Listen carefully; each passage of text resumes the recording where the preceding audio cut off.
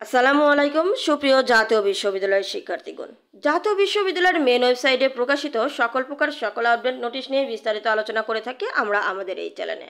তাই আপনারা যারা জাতীয় বিশ্ববিদ্যালয়ের প্রতিদিনের সকল আপডেট পেতে চান তারা অবশ্যই আমাদের চ্যানেলটিকে সাবস্ক্রাইব করে পাশে থাকা বেল আইকনটি অন করে রাখবেন নিত্যদিনের ভিডিওর নোটিফিকেশন পেতে।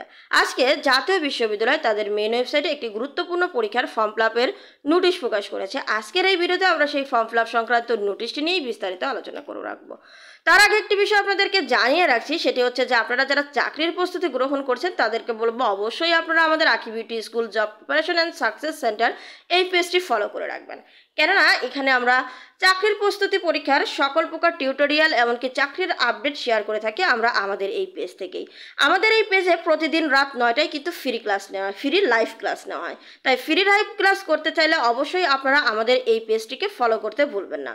পেজটিকে ফলো করে রাখবেন এবং প্রতিনিয়ত যে পেজটিতে আমরা কিন্তু পোস্ট করে থাকি বিভিন্ন প্রকার রিলস ভিডিও শেয়ার করে থাকি, সেগুলো অবশ্যই আপনারা দেখবেন, ইনশাল্লাহ আপনারা অনেক বেশি উপকৃত হবেন। তো দেখেন একটি ফর্ম ফিল আপ সংক্রান্ত গুরুত্বপূর্ণ নোটিশ প্রকাশ করা হয়েছে। সেই নোটিশটি যদি আমরা দেখি তাহলে আমরা দেখতে পাচ্ছি এই নোটিশটি মূলত 10/2/2025 প্রকাশ করা হয়েছে।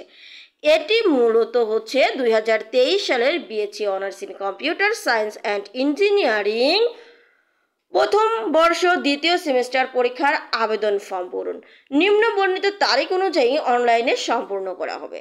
তাহলে এই যে তারিখ দেওয়া হয়েছে, অর্থাৎ আপনাদের আবেদন কার্যক্রম শুরু হবে কত তারিখ থেকে? আপনাদের আবেদন কার্যক্রম শুরু হবে 12/2/2025 হতে এবং শেষ হবে কত তারিখে? 27/2/2025 তারিখে। তো আপনারা দেখতেই পাচ্ছেন আপনাদের সোনালী সেবার মাধ্যমে টাকা জমাদানের শেষ তারিখ হচ্ছে 4/3/2025 হতে 5/3/2025। এখানে আপনাদের একটি কেন্দ্রীয় ফি তুলে ধরা হয়েছে, যদিও এটি কিন্তু নির্ধারিত ফি নয়, কেননা এই নির্ধারিত ফি ছাড়াও অর্থাৎ কেন্দ্রীয় ফি ছাড়াও কিন্তু কলেজ কর্তৃপক্ষ কিছু ফি অ্যাড করবে। সেই কলেজ কর্তৃপক্ষ যখন আপনাদের কিছু ফি অ্যাড করে আপনাদের কলেজের নোটিশ দিয়ে দিবে, ঠিক তখনই কিন্তু আপনারা চাইলে আপনাদের ফর্ম ফিল আপের কার্যক্রমটি সম্পূর্ণ করতে পারবেন। তাহলে আশা করি বুঝতে পেরেছেন যে আপনারা যারা এই পরীক্ষায় অংশগ্রহণ করবেন তারা অবশ্যই নির্দিষ্ট সময়সীমার মধ্যেই কিন্তু ফর্ম ফিল আপের কার্যক্রমটি সম্পূর্ণ করে রাখবেন।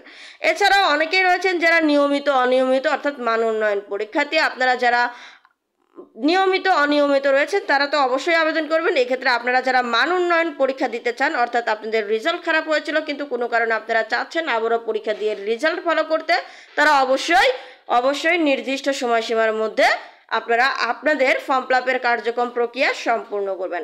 আপনাদের কলেজের নোটিশের জন্য অপেক্ষা করুন, আপনাদের কলেজ নোটিশ দিলেই কিন্তু আপনারা আপনাদের ফর্ম ফিল আপের কার্যক্রমটি সম্পূর্ণ করবেন। আর এই ভিডিওটি অবশ্যই শেয়ার করতে ভুলবেন না। আজকের ভিডিও এই পর্যন্তই, ধন্যবাদ সবাইকে।